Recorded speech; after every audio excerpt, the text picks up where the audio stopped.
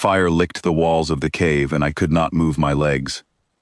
My name is Daniel Pierce, and 3 hours ago I was the only human left breathing on a planet that did not want me alive.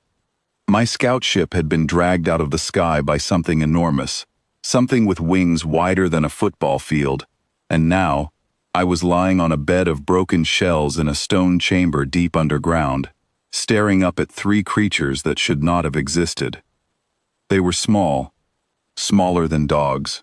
Their scales were a soft green, still wet from hatching, and their eyes were the color of melted gold. They should have been afraid of me. Instead, they were climbing onto my chest, pressing their tiny snouts against my neck, making a sound like a kettle just starting to whistle. I tried to push myself up, and pain shot through my ribs. Something inside me had been broken during the crash. I remembered that clearly. What I did not remember was falling asleep in a dragon's nest. A shadow moved across the chamber entrance, and my whole body went cold.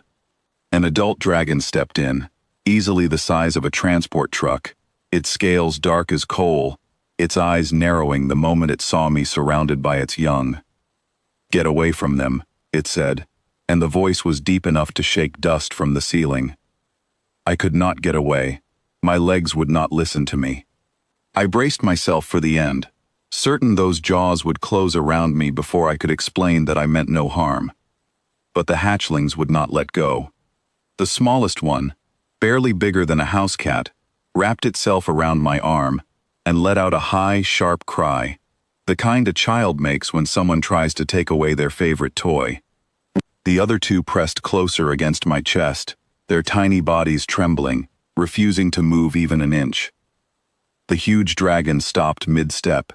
Its golden eyes flicked from the hatchlings to me, and something like confusion crossed its face. "Impossible," it whispered. I did not understand what was impossible about it.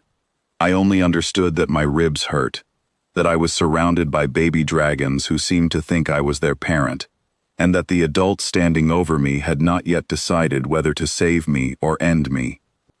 "What happened to your ribs will heal within the hour," the dragon said slowly, studying me the way a scientist studies something under a microscope. "That should not be possible for a creature like you." I looked down at my side. The pain that had been screaming through my body only minutes ago had faded to a dull ache. I pulled my shirt aside and saw the bruise already turning from deep purple to pale yellow, shrinking as I watched. That was the first time I understood something had changed inside me. The dragon backed away and let out a call that echoed through the tunnels, and within minutes, more of them arrived. Bigger ones, older ones, their scales in shades of silver and red and deep blue, crowding the chamber entrance, all staring at me and the 3 hatchlings who refused to let me go. An old dragon with scars along her jaw pushed through the crowd. Her voice was quieter than the others, but it carried more weight. "The eggs hatched early," she said, "during the storm, when none of us were here to greet them. The first face they saw, the first breath they shared, was his."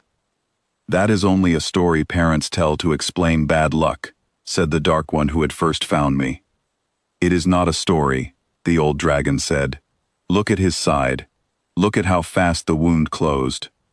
The gift has already passed. Whether we accept it or not, this human is bonded to them now, and he carries what they carried the moment they broke free of their shells." The chamber went silent, except for the soft whistling sounds the hatchlings kept making against my chest. I finally found my voice. "What gift? What are you talking about?" The old dragon studied me for a long moment before answering. "Every dragon is born with a single, sacred thing to give away. Once, to whoever greets them first. It is the reason our kind lives for centuries, while lesser creatures wither in a handful of decades. It is meant to pass between dragons, parent to child, elder to elder. It has never, in all our history, been given to an outsider." "You mean," I said slowly, my chest tightening, "these 3 just gave me their immortality?" "Not immortality exactly," she said, "but close enough that the difference will not matter for a very long time. Your body will heal faster now. Age slower. Death will not find you the way it finds your kind, and there is nothing any of us can do to take it back. I sat there stunned, 3 baby dragons clinging to me like I was the only solid thing in their entire world, while a room full of ancient creatures argued in low growls about whether I deserved to be trusted or destroyed. The dark dragon who found me first stepped forward again, anger flashing in his eyes. He is a stranger, a short-lived pest from a species we know nothing about. Now he carries a gift meant only for our kind, and he did nothing to earn it. None of us earn our gifts, the old dragon said calmly. We are simply given them. This is no different. It is entirely different, he snapped. He could be a spy, a trick sent by his people to steal what makes us strong. I understood his anger, even scared as I was. If some stranger from another world crash-landed near a human hospital and somehow ended up with a newborn baby clinging to him, people would ask questions too. I would have asked questions too. I did not choose this, I said, my voice steadier than I expected. I do not even understand what happened, but look at them. I glanced down at the 3 hatchlings, who blinked up at me with those golden eyes, utterly unafraid. They chose me before I even woke up. If that means something to your kind, then it should mean something now, too. The old dragon tilted her head, studying me with new interest. Words are easy. Let us see if his actions match them. What followed was not a fight, though for a moment I thought it might become one. Instead, the elders decided to test me the only way that made sense to them. They would watch how I cared for the hatchlings over the days that followed, without help, without instruction, surrounded by creatures who expected me to fail. I was given no manual. No one explained what baby dragons ate, or how they slept, or why one of them refused to settle unless it was pressed directly against my heartbeat. I learned through trial and small mistakes. I learned that the smallest one, who I started calling Ash because of her charcoal-colored wings, hated silence, and only calmed down when I hummed old songs from home. I learned that the biggest of the 3, a stubborn little thing I named Rook, tried to test his growing strength by nipping at my fingers, and that scolding him gently worked better than pulling away in fear. Days passed. My ribs healed completely, faster than any doctor back home would have believed. Small cuts vanished within hours. I did not feel any older than I had the week before, even though I knew somewhere deep down that something fundamental about my future had shifted forever. Then the danger came, the kind that had nothing to do with elders arguing over old traditions. Word spread through the mountain that a rival clan, hungry for territory and resources, had learned that a human was bonded to 3 unclaimed hatchlings, with no full-grown guardian strong enough yet to protect them. To that rival clan, the babies were valuable, and I was nothing but an obstacle standing between them and an easy prize. They came at night, 3 of them, sleek and fast, slipping past the outer guards while most of the mountain slept. I woke to Ash screaming, a sound I had never heard her make before, sharp and terrified, and I moved before I even finished waking up. I grabbed the nearest thing I could use, an old iron torch stand, and stood between the hatchlings and the entrance, just as the first intruder forced its way into the chamber. It was easily 10 times my size, and every instinct in my body told me to run. I did not run. "You are not touching them," I said, and my voice did not shake, even though my hands were. The intruder laughed, low and mocking, clearly unimpressed by a single unarmed human standing in its way. It lunged forward, and I threw myself sideways, dragging Rook and the other hatchling out of its path, while Ash pressed herself against the far wall, still crying out in fear. The blow that followed should have ended things quickly.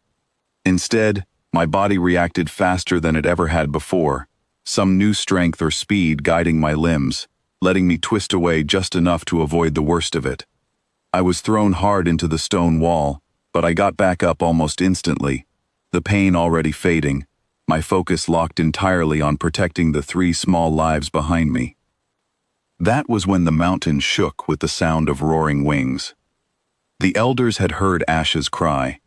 The old dragon who had first spoken up for me arrived first, followed by a dozen others, and the fight that had seemed impossible for me to survive alone ended within moments, once the guardians of the mountain joined in.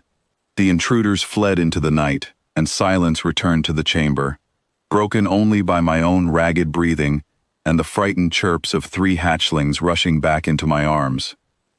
The old dragon looked at me for a long time afterward, taking in the bruises already vanishing from my skin, the way Ash and Rook and the 3rd hatchling refused to leave my side, even with danger gone. "You stood between them and death without a single moment of hesitation," she said quietly. "No trick, no spy, no thief would do that." I did not answer right away.